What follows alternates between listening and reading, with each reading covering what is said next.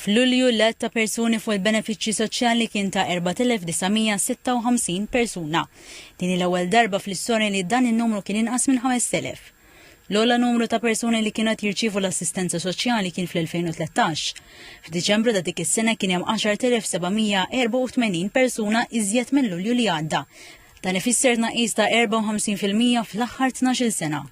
Anke l-għadd ta' persuni dipendenti fuq l-assistenza soċjali għal qatt niżel f'livelli rekord. F'Lulju li għadda kienu biss 206 persuni li kienu jiddependu fuq din l-għajnuna, meta f'Diċembru 2013 kien hemm 4,330. Meta tot kollox dan ifisser li minn 15,114 persuna li kienet jirċievu xi assistenza soċjali f'Diċembru 2013, f'Lulju li għadda dawn kienu jammontaw għal 5,162, kważi 10,000 persuna inqas.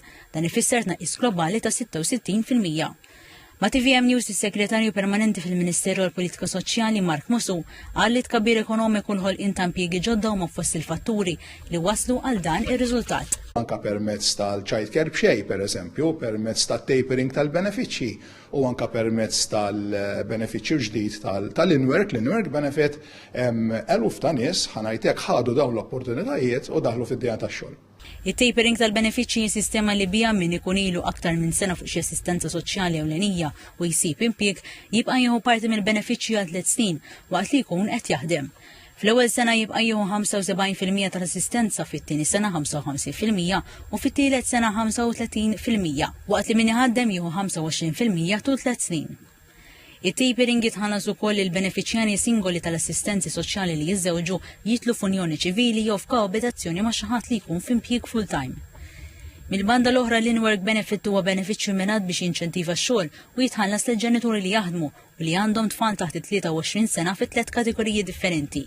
Koppji li tnejn jaħdmu bidħul net mill-impjieg li ma jaqbilx il-50,000 euro fis-sena, koppji fejn wieħed mal-ġenituri jaħdem bidħul net mill-impjieg li ma jaqbilx il-35,000 euro fis-sena u single parents li jaħdmu bidħul net mill-impjieg li ma jaqbilx il-35,000 fis-sena wkoll. Dan il-benefiċċju ma jitħallas biss lill-ġenituri li kienu fuq l-assistenzi soċjali, iżda l-ġenituri kollha bit-tfal taħt 23 sena skont il-kategorija applikabbli u dħul mill-impjieg. Ir-rati jitħallsu għal kull wild ivarjaw minn 200 euro sa 1,550 euro fis-sena għal kull wild. Bħalissa hawn madwar 24,000 familji li qed jirċievu dan il-benefiċċju.